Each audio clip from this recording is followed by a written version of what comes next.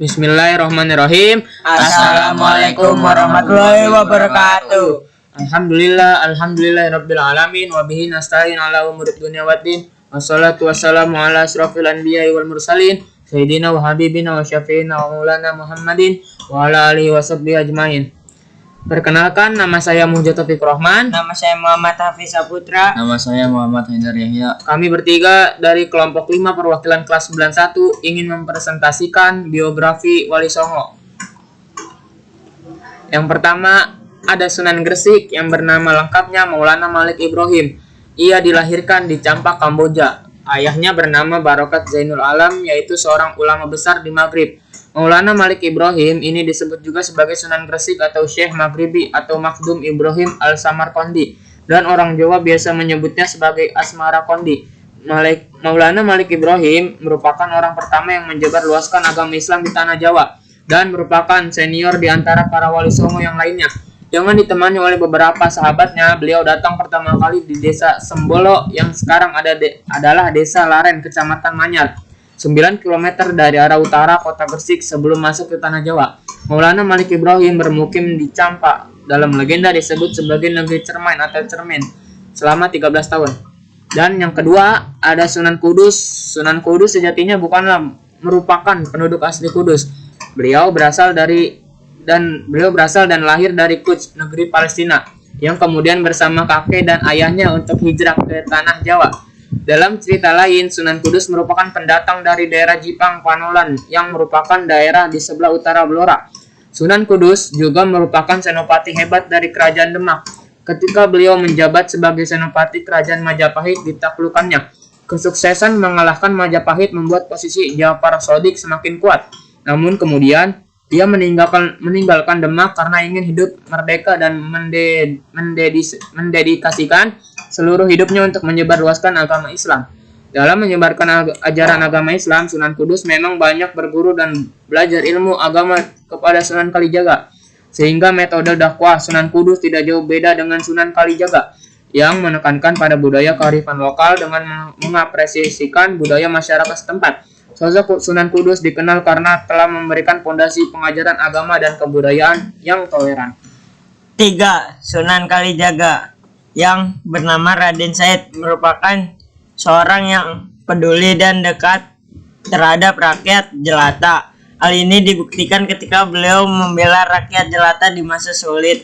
Saat itu pemerintah sangat membutuhkan dana besar untuk mengatasi roda pemerintahan, sehingga rakyat jelata mau tidak mau harus membayar pajak tinggi untuk hal tersebut. Saat itulah Sunan Kalijaga berpikir harus membantu rakyat jelata.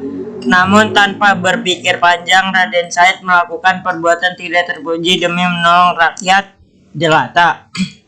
Beliau mencuri hasil bumi yang tersimpan di gudang ayahnya.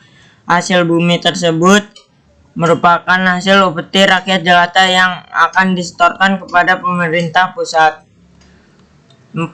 Sunan Ampel. Nama asli dari Sunan Ampel adalah Raden Rahmat. Pada umumnya, Sunan Ampel dianggap sebagai wali sesepuh oleh para wali lainnya. Pesantrennya berada di Ampel Denta, Surabaya. Juga merupakan salah satu penyebaran ajaran agama Islam tertua di Jawa. Beliau menikah dengan Dewi Condrowati yang bergelar Nyai Ageng Manila. Dewi Condrowati ini merupakan putri dari Adipati Tuban, yaitu Arya Teja.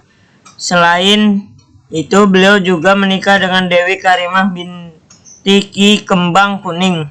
Dari pernikahannya dengan Dewi Condrowati berputra putri Raden Makhdum Ibrahim atau Sunan Bonang, Siti Syariah, Raden Kasim atau Sunan Derajat, Sunan Sedayu, Siti Mutainah, dan Siti Hafsah. Sedangkan pernikahannya dengan Dewi Karimah putra putri Dewi Murtasiyah yang juga merupakan istri dari Sunan Giri, Dewi Murtasimah atau Dewi Asyikah yang juga merupakan istri dari Raden Fatah, Raden Husyamuddin atau Sunan Lamongan, Raden Zainal Abidin atau Sunan Demak, Pangeran Tumapel, dan Raden Fakih atau Sunan Ampel kedua. Yang kelima, Sunan Bonang. Sunan Bonang dilahirkan pada tahun 1465 dengan nama asli yaitu Raden Maulana Magdum Ibrahim. Beliau putra Sunan Ampel dengan Nyai Ageng Manila. Bonang merupakan sebuah nama desa di Kabupaten Rembang. Nama Sunan Bonang ada yang menyebutnya dari Bong Ang yang sesuai dengan marga Bong seperti nama ayahnya Bong Sui Ho alias Sunan Ampel.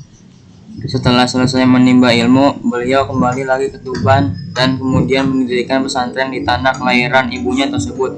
Saat itu masyarakat Tuban sangat menyukai hiburan. Oleh karena itu, cara berdakwah Sunan Bonang salah satunya adalah dengan membuat alat musik tradisional yaitu gamelan untuk menarik hati masyarakat agar tertarik untuk belajar agama Islam.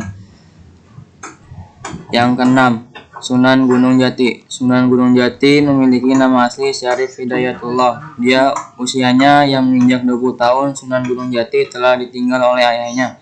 Setelah ditinggal ayahnya, beliau didaulat untuk menjadi Raja Mesir untuk menggantikan ayahnya. Namun beliau menolaknya dan memilih untuk menyebarkan ajaran agama Islam ke tanah Jawa bersama ibunya.